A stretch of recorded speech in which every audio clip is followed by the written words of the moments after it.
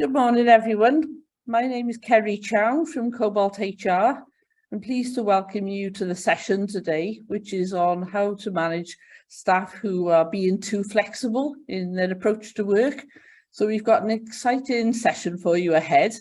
If I could just maybe ask my colleagues from Darwin Gray to introduce themselves so you know who is on the other side of the call, that would be great. Thanks, Kerry. Good morning, everybody. My name is Damien Phillips, and I'm an employment partner in Darwin Gray. We're a commercial law firm based in central Cardiff, in Cathedral Road. And I'll pass you over to my colleague. Morning, everyone. My name is Rachel Ford-Evans. So I also am from Darwin Gray. I'm Damien's colleague, and we both work in the employment and HR team. Excellent. Thank you very much. So we've got a couple of ground rules. We'd ask you if you could stay on mute unless you're going to comment. We encourage engagement. So if there's something you particularly agree with and you want to put your thumb up, that's good. If you want to ask a question, then if you could put your video on and put your hand up, or usually you can indicate that through Zoom as well. If you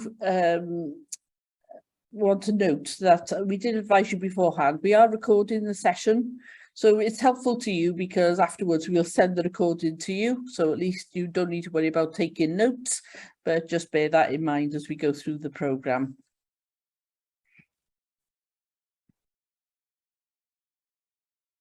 So this slide just gives you some indication of some of the organisations we work with at Cobalt HR. So tend to be quite a few sport type organisations, but also small to medium private sector businesses. And some of the ones you can see there, digital marketing, digital media, accountancy, that sort of thing. We also have been doing a little bit of work with some care businesses recently, which has been a new one for us. And that's been interesting too. So the type of work we do tends to focus around performance management. So we consider ourselves a bit of a specialist around that. So we've got lots of tools in that area and we'll talk about some of those later on. We also offer a generalist HR service, so we get to do a bit of everything really. So some of that you'll see during the session because it touches on quite a bit of what we do. So in terms of the contents of the session, this is what we were planning on covering. We always try to make our sessions practical, so I'm hoping we're going to pull that off today. So we're going to start off, as you'd expect, with a bit of an introduction to the issue. What does it mean when staff work too flexibly, and how can you identify it? Then we're going to give you a picture of our expertise in this area around what steps can you take to encourage optimal performance and behaviours. So steps could include informal solutions such as continuous conversations, check-ins, feedback, formal solutions such as having an appropriate policy, implemented a contribution development process or a performance improvement plan, and if the issue persists, following the disciplinary process. Then we've got some expert advice coming from Darwin Gray, so they're going to share some of their experiences, and they've presented some slides as well, so we can have a look at those a little later. Then we're going to look at how both companies could support you if the need arises, so we'll talk about that. Then we've got a summary and next steps and some time for you guys to ask questions if you want to. So lots of stuff to cover, so hopefully we'll make good progress and give you some food for thought. So what we'd like you to do is maybe tell us why you decided to come on the session today, and maybe you could just put some brief comments in the chat for us. So particularly be interested to see any goals and the reasons for attending.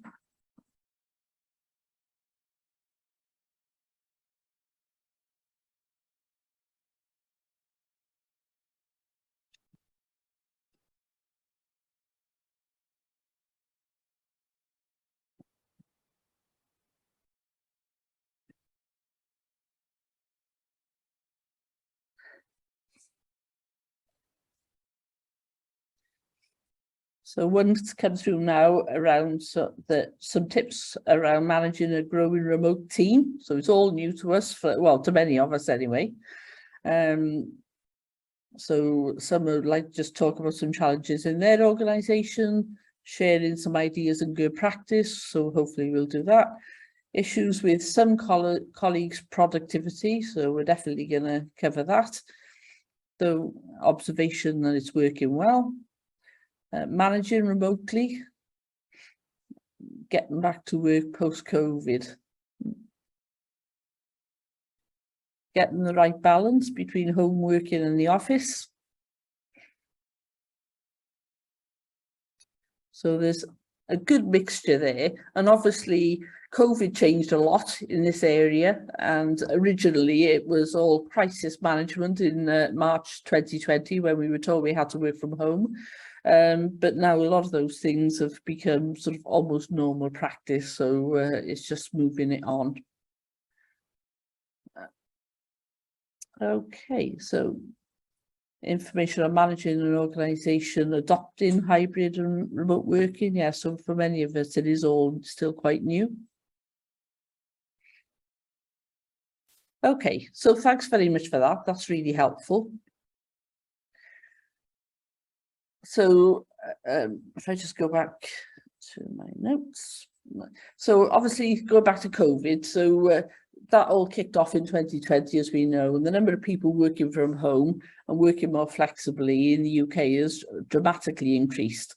So more than half, 51% of employees say they have flexible working arrangements, and those vary. So one example would be flexi time, where people can choose what time they start and finish, but usually within some set limits. Annualized hours, where you work a set number of hours spread across the year. One of the ones that's been particularly popular recently, or has been raised quite a bit, is around compressed hours or condensed hours, where people work full-time hours in 4 days. So that's been an interesting one. And the other one, obviously, working from home. So in a survey of employees, it's one of the most wanted workplace benefits. 71% wanted flexible working when they were asked. So with the hybrid approach staying, it's important to get it right. And obviously some of those questions about the reasons for you attending are really about that. So some of the advantages of implementing flexible and hybrid working practices are well known. So the CIPD talked about job satisfaction, productivity, people feeling they can get more work done when they're at home, better work-life balance, better health and well-being, staff retention, and recruitment, easier to recruit with an element of home working in it, inclusion and diversity, and for many organisations, savings in office costs as well. So those are cited as some of the key advantages, and you may well have some others as well. But on the other hand, there are some risks to implementing flexible working arrangements, such as people losing visibility, some underperformance, and losing a sense of well-being and feeling a bit excluded, maybe not so involved as they once were. So one of the challenges, for example, could be staff working too flexibly, so maybe losing that sort of structure over the day. So we're now going to look at what exactly we mean by that. So it can be various levels. For example, one company that implemented remote working as a result of the pandemic and allowed staff to work more when, where and how they wanted, have experienced some problems. And they felt as though that some employees were just taking it too far. So, for example, an employee might hit their targets and perform just fine, and the productivity is not affected, but this employee might find it hard to get hold of. This staff, their colleagues might find it hard to get hold of them when they need to, and it might take ages for them to respond to emails. So there could be a feeling that the one employee's working pattern was affecting the wider team. So in a less severe example, the manager might find it difficult to keep track of what people are doing. And we've come across this in Cobalt HR. Some clients say, well, I don't know what they're doing some of the time. And you know, that is a genuine concern. In a worst case scenario, you could find that the employee is not only hard to get hold of, but also underperforming. So hybrid working does require a higher degree of trust between the leaders and their teams. And it also needs a culture that's focused on results rather than hours worked. So you can't see this person at the desk all day. So it's just making sure that their time is focused around results and you've got a way of managing it.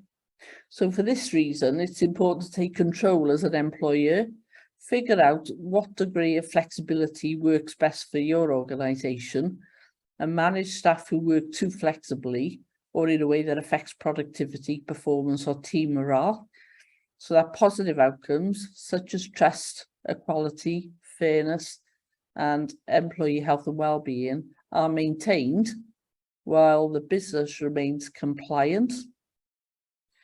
So what we're going to do now, we're going to share 4 tips with you, which hopefully you'll find helpful. The first one we wanted to look at was setting clear expectations for performance and conduct.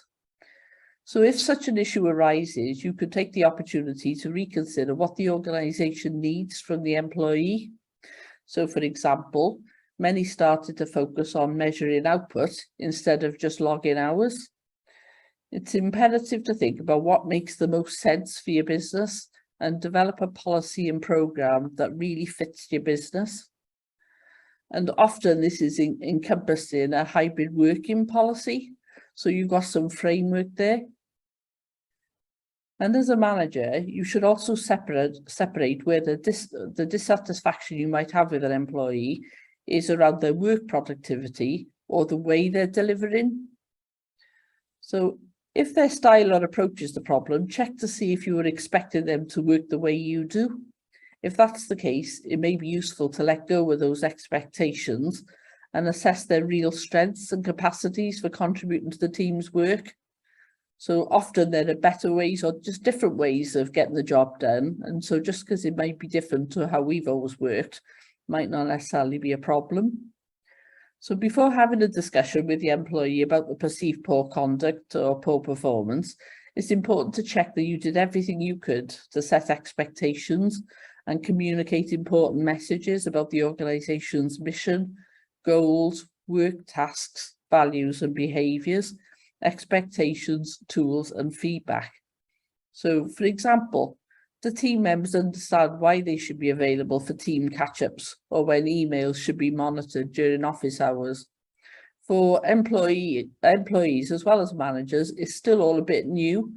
So useful to have a discussion to make sure they're clear. And every employee, whether they work remotely or in the office, needs clarity around their roles and responsibilities, the expected standards and their work schedules to avoid confusion, conflict and a drop in performance. So it may seem obvious to us, but maybe it's not as obvious to the employee. So there's just starting off point really, just to check. And this all really needs to start when you recruit somebody for the first time. So set clear expectations and even timescales for task completion.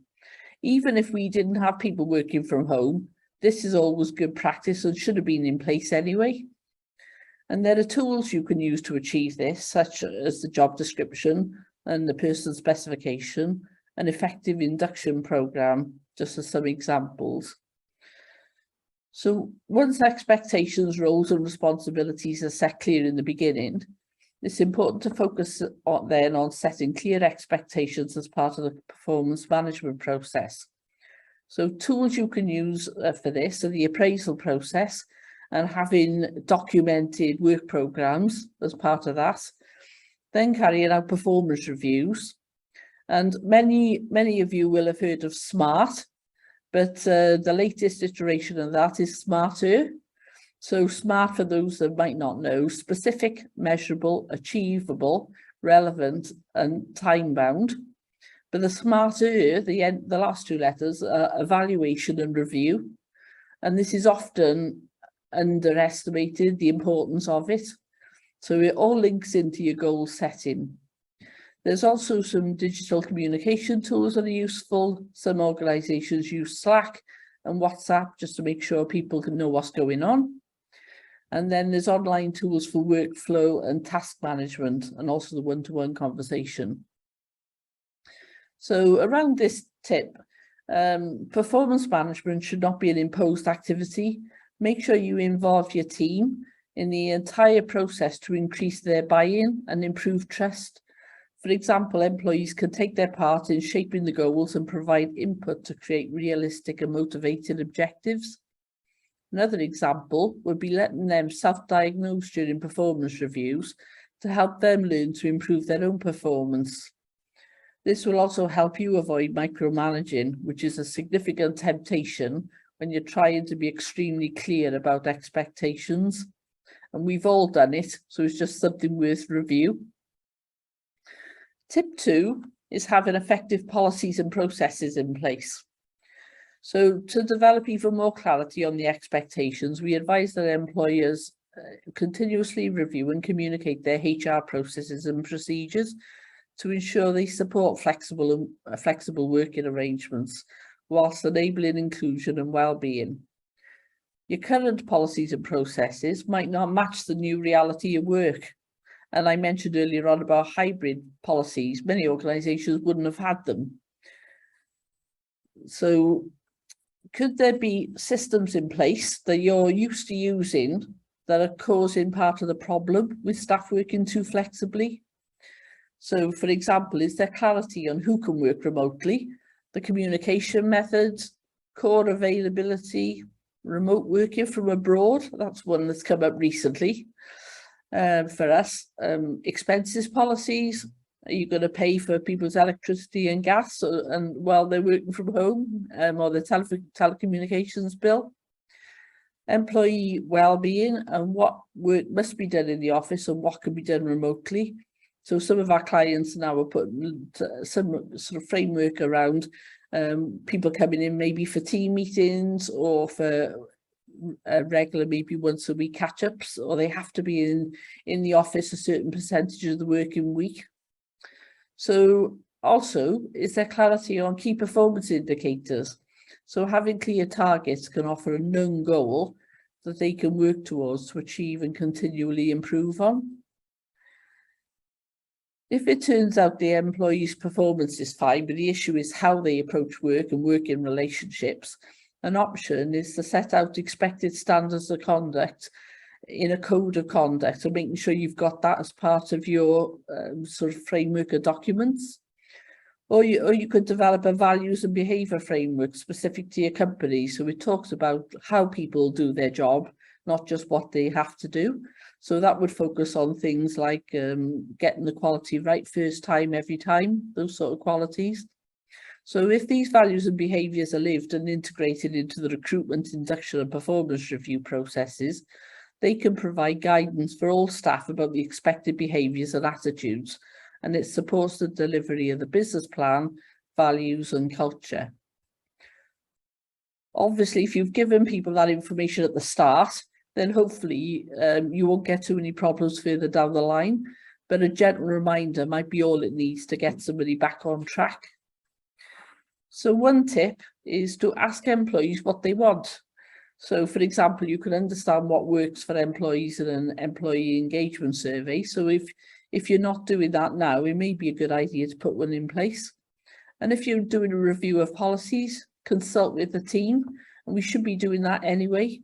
And that will enable you then to understand everyone's needs, and then you can adjust your policies and practices to take those into account if possible. So often an effective flexible working policy provides clarity on how employees can apply to modify their working arrangements. And so we're going to cover that a little bit today around the flexible working changes. And we want to work in the way that's best for people to increase their productivity and well-being. That's what it's all about. So it also helps organisations to adopt a standard approach to deal with requests and situations in a consistent way. And this could also help employers stay on the right side of the law. So obviously our colleagues will cover that a little bit more a little later on. So for this reason, you might also want to consider providing managers with the training they need to manage a remote team. So some of this stuff we're covering today, it would be really valuable for them. So make sure they're not just left there to make it up for themselves. So there's legal and best practice here to ensure that hybrid working is safe, inclusive and fair. So worth bearing those things in mind for sure. So tip 3 is around communication. So don't leave people floundering, working at home, not sure what they want to do. So check-ins, feedback and continuous conversation are really important. So even if they've been on the team a long time, it's important to ask about their goals and what they care about. Then you can modify your management approach to match their needs. So for example, someone may prefer strict deadlines and structure, whereas others might benefit from more autonomy. You need to know your people. It's also important to provide effective feedback. Many people who aren't doing well have a vague feeling that something is wrong, but don't actually know which of their behaviours are not working. So for example, telling an employee to be more proactive may not help them understand specifically what they need to do differently. So it's helpful to discuss specific examples and allow them to practice modifying those behaviours. If you notice any inconsistency between the expected and delivered standards, it's often advised to act early and nip it in the bud. It can be risky to wait until you're back in the office to provide the support they need. It could be maybe a week wasted if you hold back on giving that feedback. So it can take a gentle form by checking in to see how the employee is doing, and it can save a lot of time and energy further down the line. So performance management and development are more effective when you understand your employees and their differences. It's vital to develop strong, respectful, productive and positive relationships, even across virtual boundaries. Again, it's about knowing your people, what makes them tick, how they best work. On the other hand, it's important to consider any external factors that could be impacting the employee. So they could be ill. We think they're working away and maybe they're unwell. So we need to know. They could be suffering from stress. It might not be anything to do with work, but if they're stressed, then as a manager, we need to know. They could have anxiety about change ways of working or anything that may have contributed to the conduct or performance that's perceived to be a problem. So these could all be revealed through effective communication. When people are overwhelmed, it's important to support them, and you can't do that well unless you really know what makes them tick and how they feel. So we're going to get you involved a little bit now. We've got a poll that's coming up. So what we want to know is, how confident do you feel about managing the performance of remote employees? So press the button in the right place.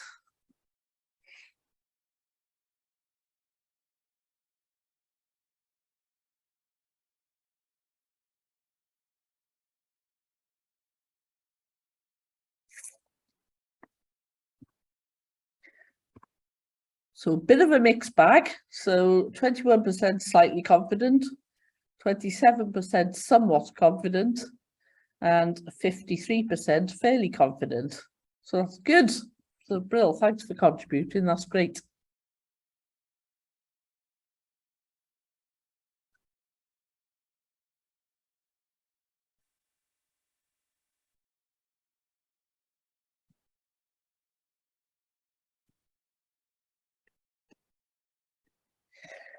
Right.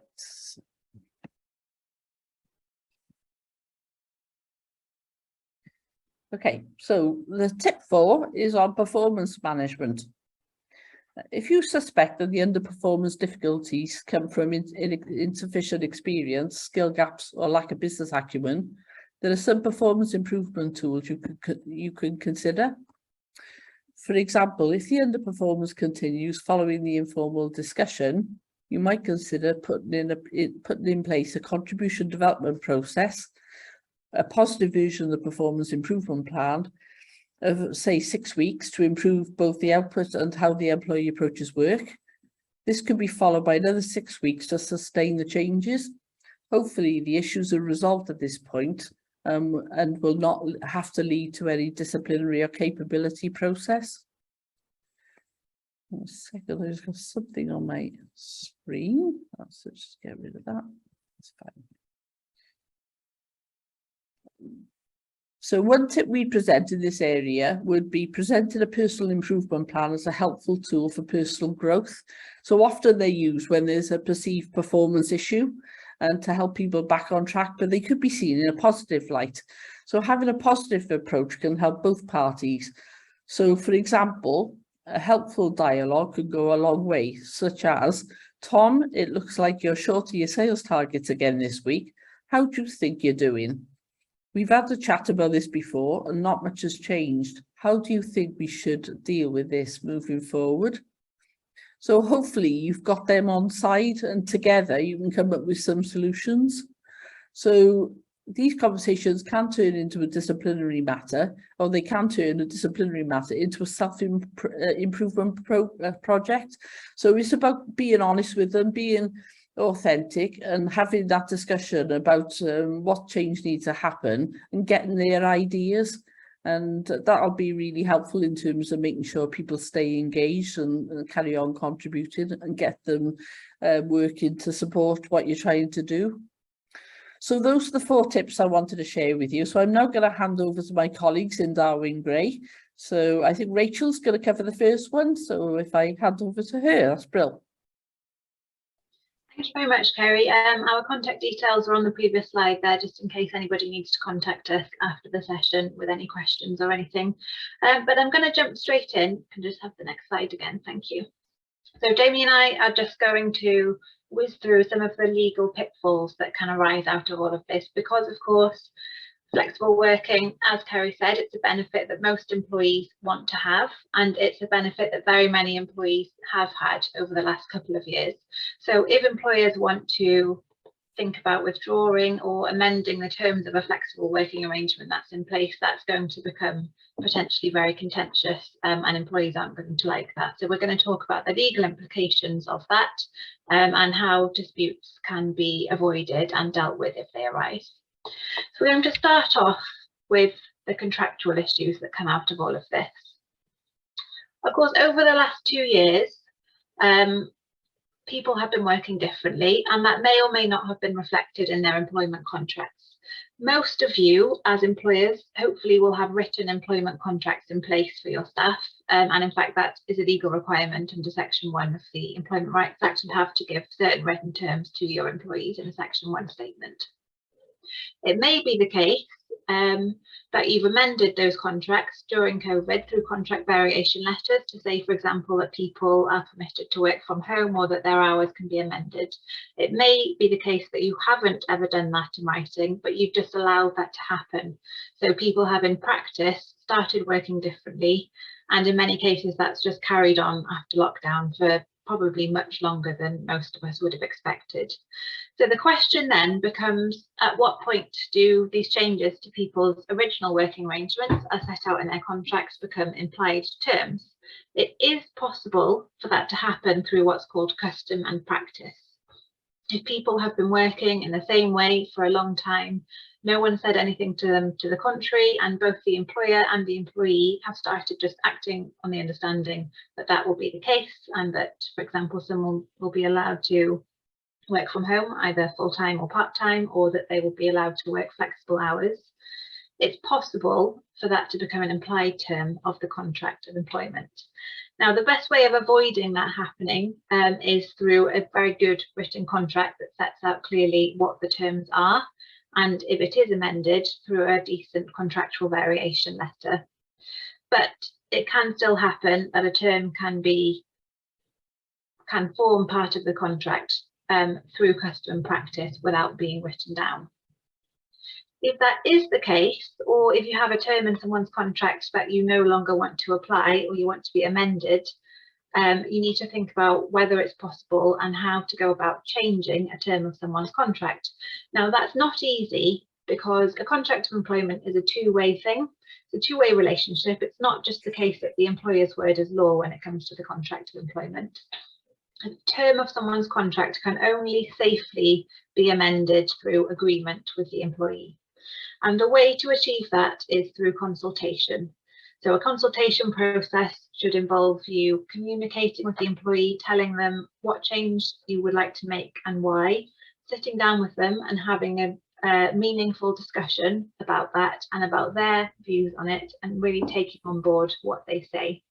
That might be through a series of meetings. If you've got lots of people involved, it might have to be done through trade unions or employee representative bodies, but I won't go into that now because that's a much bigger topic. But the consultation process is absolutely key in changing a contract of employment for the purpose of reaching agreement. If you can't reach agreement through consultation, you will then need to be thinking about whether you just want to impose a change without the employee's consent. Now, that's a difficult thing to do because it can be viewed as a fundamental breach of someone's contract of employment, and it can lead to a constructive unfair dismissal claim. So it is risky, and ideally you want to be changing someone's contract with their agreement after a meaningful consultation process. If a working arrangement is non-contractual, so the contract is clear, but it's just that somebody has been working in a different way, not really for long enough for it to become a custom and practice issue, but they're getting a non-contractual flexible working benefit. It's slightly easier to change that because it isn't a contractual term, so you don't necessarily have to have their agreement to that. But the caveat in UK employment law is that everything that an employer does towards their employees has to be done reasonably. Otherwise, again, you're potentially looking at breaching their contract of employment, that duty of trust and confidence that you've got towards your employees, and you might start facing grievances or even claims for constructive dismissal. So everything that you do should be done in a reasonable way. I would say that even if you're not looking at a contractual term, you should sit down and consult with the employee over what you're intending to do with their working arrangements anyway. And other aspects of being reasonable would include giving them enough notice of any changes. So not just saying, I want you back in the office as of tomorrow, or I want you working these hours.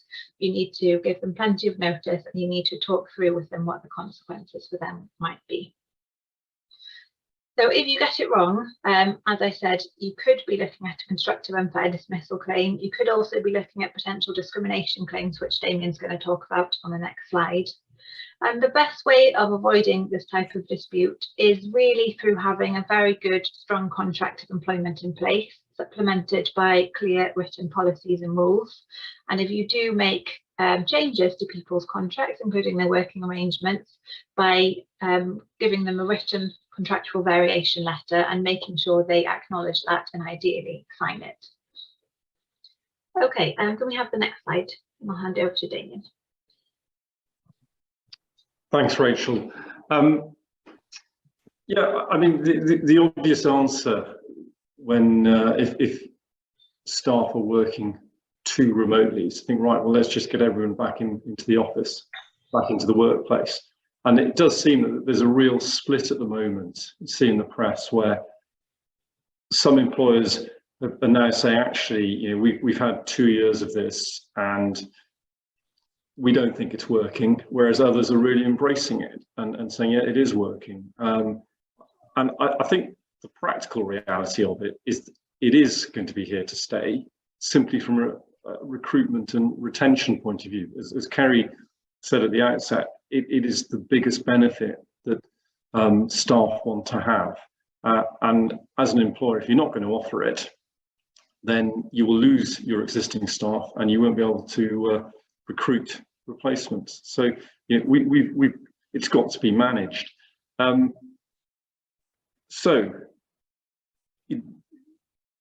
if you've got someone who you feel is being difficult, and you say, right, well, we're going to have to look at this. We're going to have to manage you. We're going to have to, you know, potentially bring you back into the office, even if it's, say, for a temporary period of time, or if you want to reduce the number of days that they have been working away from the office.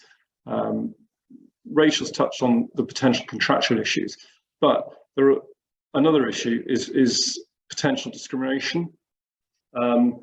And the two obvious protected characteristics are sex and disability, and it may be because of those protected characteristics that a particular person needs the ability to work flexibly, including from home. It could be reduced hours as well. It's not necessarily just working remotely. It may be hours because of parental responsibility, for example. And in that situation, indirect sex discrimination will often apply. It's established that more women than men have childcaring responsibilities.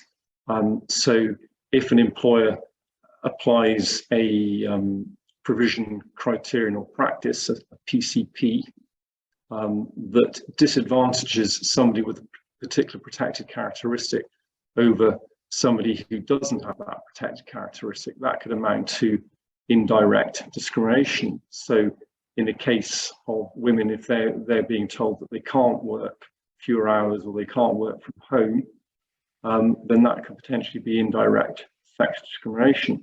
It is capable of being objectively justified, but it would fall on you as the employer to do that. I mean, conversely, it could actually be direct sex discrimination for men. For example, if you had a father with childcare responsibilities, and basically a request to work part-time, for example, was refused, he might say, well, if I was a woman, you would allow it, so therefore it's direct sex discrimination. So that's something to bear in mind as well. The same is true of disability discrimination. There is an obligation not to indirectly discriminate, again, through provision, criterion or practice that may have an adverse effect on a disabled person's ability to comply with that PCP.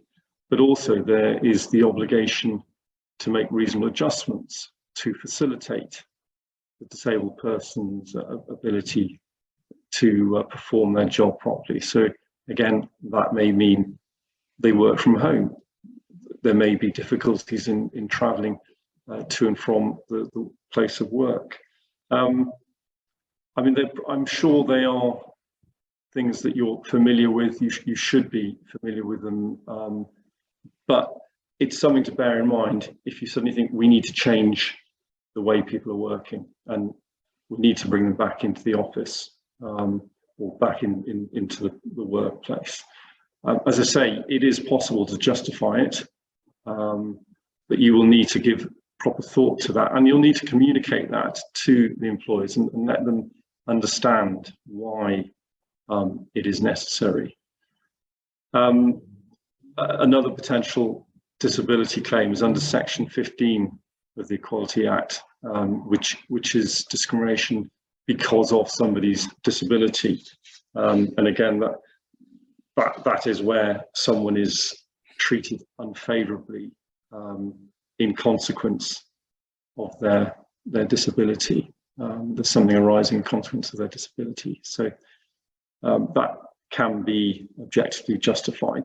But there's potentially 3 heads of claim for a disabled person under the Equality Act, by you saying we need to bring you back into the office. We've got harassment and bullying claims as well, and I think that is something that I hope wouldn't be an issue. But it is possible that you have employees who don't want to return to the workplace, not because they're just having a nice time at home, but because they're afraid of coming back to the workplace, because there's been a culture of where they've been bullied and harassed by colleagues. And so working from home is effectively a place of sanctuary for them. So hopefully that is not an issue, but if it is, then that's something you need to address. It's possible to be vicariously liable for harassment claims. Harassment, it's often, there's a misconception with harassment that people say, oh, I'm being harassed. Harassment is a statutory claim under the Equality Act. Harassment takes place because of a protected characteristic. It is where someone is subjected to unwanted conduct that has the purpose or effect of violating their dignity or creating an intimidating, hostile, degrading, humiliating or offensive environment. And it is because of a protected characteristic. So you should have policies in place that deal with that, because if you do, then you could potentially have a statutory defence against any such claims.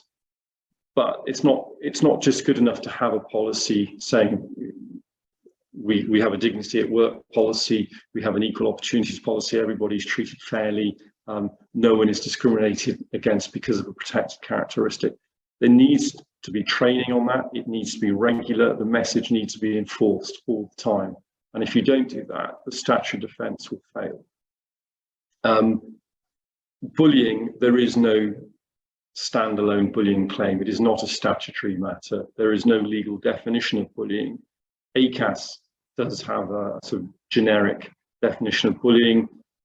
It is what we would expect it to be, but it can manifest itself in many ways. It's not just a case of shouting at somebody or hitting somebody. It can be ignoring them. It can be deliberately giving them too much work, setting them up to fail. Overlooking them for promotion. It can take all passive aggressive behaviour. It can take many forms. But if you do have someone who's reluctant to return to the workplace, then try and find out why. I mean, if you feel they need to come back, and if it turns out that it is because of potential harassment or bullying, then you need to take steps to address it. Part-time workers' rights. Again, that's just something to flag up. It may be, for example, that an employer decides to operate a blanket policy whereby they say 3 days in the workplace, 2 days at home. That's the maximum. You can only have 2 days at home. You have a part-time employee who only works 3 days a week. And you say, well, you work 3 days a week. Our policy is you've got to be in the workplace 3 days a week. So therefore you can't have any days at home. That would potentially be less favourable treatment on the grounds of being part-time. And I mean, the obvious thing to do would effectively pro rata.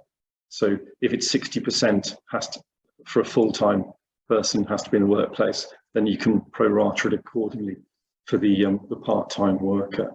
But again, on the basis that it works for the business. Everything you do has to work for your business, but if you're getting things right, then it should be possible to manage it all properly and keep everybody happy. If we can move on to the next slide, please. So flexible working requests, I'm sure that's something again that you're familiar with, and hopefully you'll have a formal policy setting out flexible working requests. It is a statutory right to make a flexible working request. Basically, it will only apply to employees, it doesn't apply to workers, and it only applies after 26 weeks of continuous employment. That's when the statutory right arises. And essentially, an employee can make a written request to work flexibly, and that can mean working from a different location, working different hours, and the like. They have to explain the basis of their request, and they also have to explain how they believe it will impact on the business and why it should work for the business. As an employer, you then have 3 months in which to respond, and there are 8 statutory reasons to refuse the request, and they're pretty wide. For example, the additional cost, concerns about a drop in performance, inability to recruit additional staff to potentially cover any difference in hours, for example, if somebody wants to go part-time. And the reality is it's probably pretty easy for an employer to justify a reason to refuse it. But obviously, again, the concern is that you will lose that member of staff. So there's nothing in the rules that says that you can have a trial period, but my advice would be try and agree a trial period, see how it goes, and ultimately, if it doesn't work, then you can turn the request down. But still don't forget the potential discrimination that I've mentioned, that could still apply. There's got to be a right of appeal from any refusal. But the other thing to bear in mind, and that's, I think it's something that employees often overlook as well, is that it leads to a permanent contractual change. So this is not a temporary measure. So once that change is agreed, if the employee's circumstances change, maybe in a year or two, and they decide, actually, I'd like to go back to my original working arrangement. If as an employer, you've made contingencies to deal with any shortfall, you may have recruited somebody else part-time, then that might not be possible. So that's something that they need to be aware of and communicated to them as well. And I think it's back to Rachel. Thank you, Damien. So for our last slide, I just want to talk to you quickly about data protection and privacy issues. I won't spend too long talking about this. It's actually a topic that we could probably spend a whole session dealing with because it's pretty complex. But I'm just going to give you a summary because there will be employers out there who are concerned about some of the issues that Kerry was talking about earlier with, for example, employee visibility or measuring productivity with people working remotely, and want to be able to monitor what employees are doing for the purpose of measuring productivity and checking that they are doing what they're supposed to be doing. Now, we've seen some pretty extreme examples in the press of things like employers watching employees through their webcams or taking photos of them every 10 minutes or taking screenshots, monitoring their keyboard strokes and things like that. Hopefully most of you don't feel the need to go to measures quite so extreme as that, but you may still want to, for example, have the right to look at the emails that employees are sending or look at their Teams messages and conversations and things like that, just for the purpose of checking what they're up to, or to look at something specific if a concern arises. Whether you can do that under GDPR is really going to depend on whether you've got the right paperwork in place, essentially. Employees' emails and personal messages are likely to either contain or amount to their personal data, so you're going to need to be careful about this under GDPR and the Data Protection Act. And the privacy notice here is absolutely key. So all organisations, which will be data controllers, should have a privacy notice in place for their staff, setting out the types of personal data that might be processed, the ways in which you might process those, and the reasons or the lawful reasons why you do that. So you need a privacy notice which states that you might monitor employees' work, so their emails and their messages and so on. It's important to state that in writing and make sure that everyone reads that privacy notice, and ideally ask them to confirm to you that they have read it. And you also need to set out in as much detail as possible in that privacy notice why you want to do that. So there are certain grounds under GDPR for you being allowed to process personal data. The key ones here are going to be performing a contract with the employee, possibly complying with your legal obligations, but also doing so in a legitimate interest of your business. Now, if you're relying on a legitimate interest ground, you need to make sure that you carry out a kind of balancing exercise between the interests of your business, but also the rights and freedoms of your employees. So you should only do that in a proportionate way, and you should set out, again, in a privacy notice, what the legitimate interest is that you're relying on and why it's necessary to do that. So that should all be included in the privacy notice, and that will go a long way to helping you comply with your data protection obligations. Now, you will also sometimes see people complaining about human rights and saying that you reading their emails is a human rights issue, it's a breach of their privacy, etc. Actually, in employment law, human rights doesn't come into it so much in terms of the Human Rights Act and the European Convention on Human Rights, because it's not really possible to sue a private employer for breach of the Human Rights Act, particularly not in the employment tribunal. But it can still be a breach of privacy, which can amount to, again, as I talked about earlier, a breach of the duty of trust and confidence under the employment contract. So if you are monitoring people's data without their knowledge, that is very likely to be a breach of trust and confidence if you haven't told them about it before in a clear privacy notice or in some other form. So it's very important that you don't just assume that you have the right to look at whatever they're doing, that you have all of the right paperwork and policies in place before you do anything like that. And also, overall, it's important to do everything in a proportionate way. So don't just go to town on employee monitoring. Think carefully about whether and why you need to do that and tell employees about it. And I think that's all that we need to say about that issue at the moment. Okay. Thanks, Rachel. That's absolutely fab. And thanks, Damien, as well. Lots of really good tips in there. So in summary, it's not easy to work with a remote employee who isn't performing well, but we think at the end of the day, managers should approach the problem as if the shoe were on the other foot and keep work human. If you get it right, you can avoid legal problems, optimize their performance, and improve the working relationship. So it just means putting a bit of thought into it and not being emotional about it. So in terms of how we can help you, so Cobalt HR has lots of different systems that we can use. Oh, there we are. Sorry, my screen is just frozen on me, which is really helpful. So we could help you by sort of reviewing your job descriptions, your policies, providing some training to the line managers. We talked about that earlier on. Helping set up some sort of performance management system so people are really clear what they need to deliver on. Make sure that all the information that employees need is communicated effectively. And Rachel talked about contracts earlier on.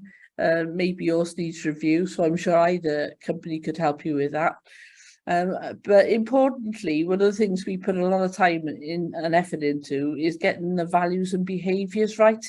So people may not think there's a problem, and if the manager thinks there's a problem, sometimes it just needs a bit of working together and communication.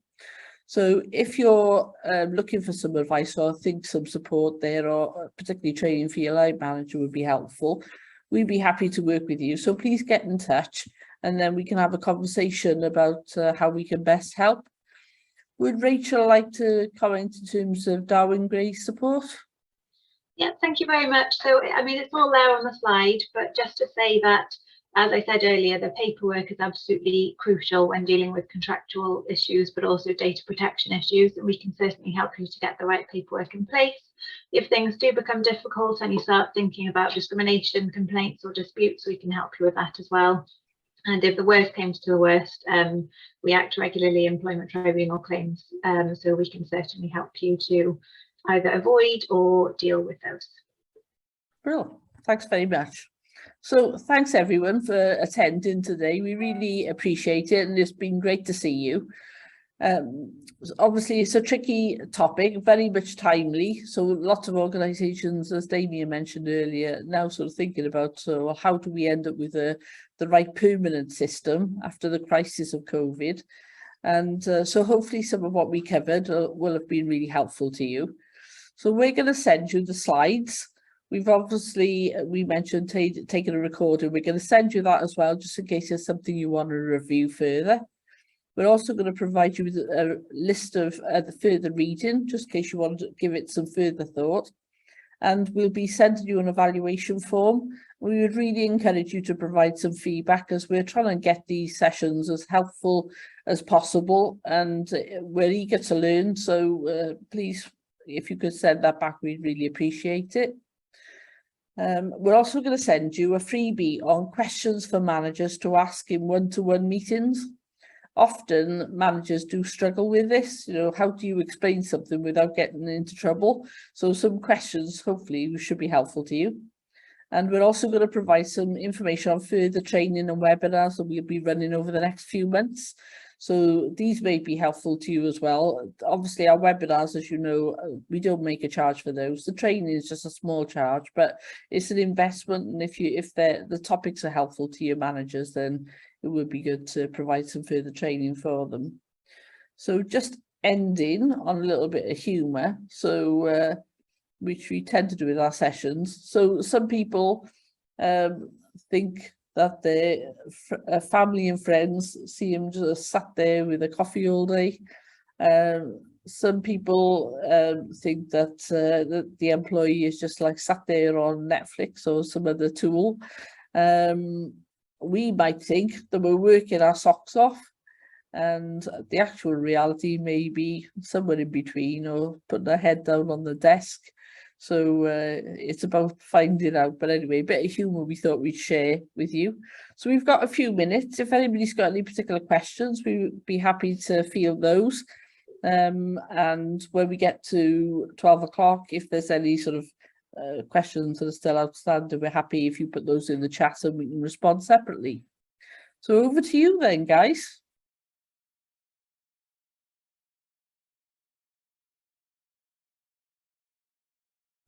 Can I ask Jean Church, please?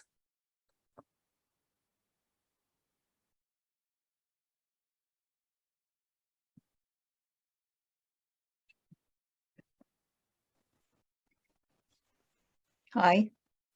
Hi, Jean. Hi, Jean. I just wondered if you might touch on the responsibility, health and safety responsibility a bit in terms of workstation assessments. Good point. Rachel, would you like to field that one? Yeah, of course. In terms of desk assessments, etc., most employers won't have been doing them for home workers, or certainly in the first half of the last couple of years won't have been doing them because they thought that everybody would be coming back into the office. Now I think it is getting to the point where you should be doing them for everybody, but it can be done by way of self-assessment. It doesn't mean that you have to go to everyone's houses and assess their workstations yourself as the employer.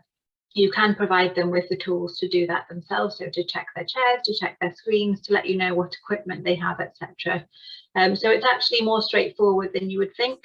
And there's a lot of resources online to help you with that as well. I think that ACAS has resources to help you with it, so that would be a good place to start. But I would advise that you start thinking about doing that if you have people who are going to be working from home in the long term, and just making sure that you keep up with it on a fairly regular basis as well. Thank you for that. I agree. The other thing I think that needs consideration, if it's going to be long term, not just the health and safety, but also in terms of costs, equipment and so on. There's no obligation on an employer to provide equipment from somebody working remotely, but clearly if you're asking them to work from home, then you want to think about assisting them with the correct equipment and IT support, and with the cost of energy and so on now, whether there's going to be any sort of contribution from employers, particularly if they are in turn saving on their own workplace costs. That's something to give consideration to as well. Okay, thank you for that.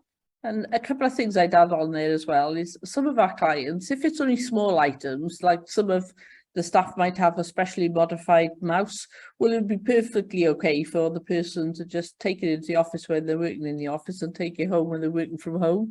So it's trying to keep it simple as well if you can. And the other thing that might be helpful to some organisations, we use a video to do training on workstation setup. And if you can end up with something like that, which people can just access whenever they want it, then you're not having to keep redoing it, like paying to go on a training course, for example. So it's just being creative and putting a bit of investment in there so it works for the long term, because I think it is here to stay, as we covered earlier. Any other questions from anyone? Hi, sorry, can I just ask a quick question about performance management? Yeah, so we're currently looking at reviewing our performance management process, just to reflect our change in workforce with our working arrangements. I was just wondering, because obviously you mentioned about the continuous conversations earlier, would you recommend, looking down the once a year performance review and ongoing conversations, because we're having a bit of a mixed opinion on what to do? So normally in many organisations, there'd be a point in the year where they'd look back at how the last year has gone, any sort of learning from the performance, what was delivered, what wasn't delivered, what the challenges were. And then a new package of work or new sort of list of objectives will be allocated going forward.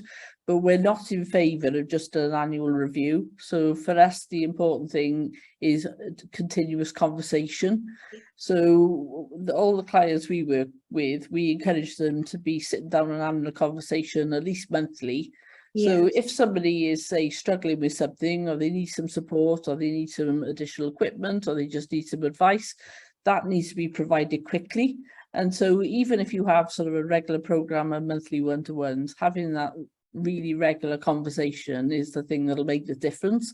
So one of the things that was really unpopular about the annual appraisal is if somebody was struggling with something, it could get left a year before it gets picked up, and that's a complete waste of time and effort, really. So we're definitely in favour of continuous conversation. Doesn't have to be long. We're not talking about an hour's meeting. It could just be 10 minutes. And, but it's having that dialogue going so that there's open conversation between the line manager and the employee particularly. Yeah, great, thank you. Yeah, thanks. Any other questions? Okay, I think we're done. Brill. Well, we've had quite a few people have put their thanks for the session in the chat, which has been really kind. It's been great to see you all, and we've really enjoyed having you with us today. So when we send you information out, please sign up for a further event in the future, because it'd be good to sort of see how you're getting on. And obviously, if you need any support, the guys from Darwin Gray and ourselves, we'd love to work with you. So just please get in touch. Thanks, everyone. Thank you. Everyone. Thanks, everyone. Bye-bye. Take care. Bye-bye. Bye.